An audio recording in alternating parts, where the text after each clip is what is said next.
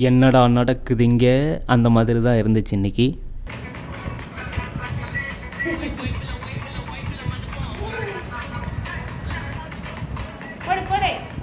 என்னடான்னு பார்த்தா என் ஒய்ஃபும் என் பையனும் சேர்ந்து வைப் சாங் போட்டு வைப் பண்ணிக்கிட்டு இருக்காங்க. என் ஒய்ஃபோட வீட்டிலேருந்து ஒரு பலாப்பழம் கொண்டு வந்தாங்க. அது பழுக்காத நிலைமையில் இருந்ததுனால ஒரு 3 நாள் அதை பழுக்க வச்சிட்டோம். அப்புறம் பார்த்தா அது மேலேருந்து கீழே விழுந்திருக்கும் போல். ஒரு சைடு ஃபுல்லாக டேமேஜ் ஆகிடுச்சு. கெட்டு போனதுனால அதை மட்டும் எடுத்துகிட்டு மற்ற நல்ல சைடு எல்லாத்துலேயும் இருக்கிற பலாச்சொலைங்கள்லாம் எடுத்து அதில் இருக்க கொட்டைங்கள்லாம் தனியாக எடுத்துகிட்டு கையில் ஒட்டாமல் இருக்கிறதுக்காக நல்லெண்ணெல்லாம் போட்டு ஒரு பலாச்சொலையாக எடுத்துகிட்டு இருந்தோம்.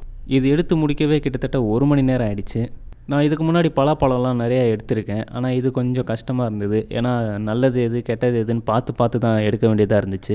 எடுத்துகிட்டே இருக்கும்போது என் ஒய்ஃபும் என் பையனும் வந்து ஜாயின் பண்ணிக்கிட்டாங்க. ஒரு வழியாக எடுத்து முடிச்சுட்டு ஒரு கவர் நிறையா பலா கொட்டைங்களெல்லாம் தனியாக எடுத்து பிரித்து வச்சிட்டோம். கிட்டத்தட்ட இதில் ஒரு 30லேருந்து 40 பலாச்சொலைங்கள் வந்திருக்கும். என் ஒய்ஃப் அதை ரொம்ப என்ஜாய் பண்ணி சாப்பிட்டாங்க.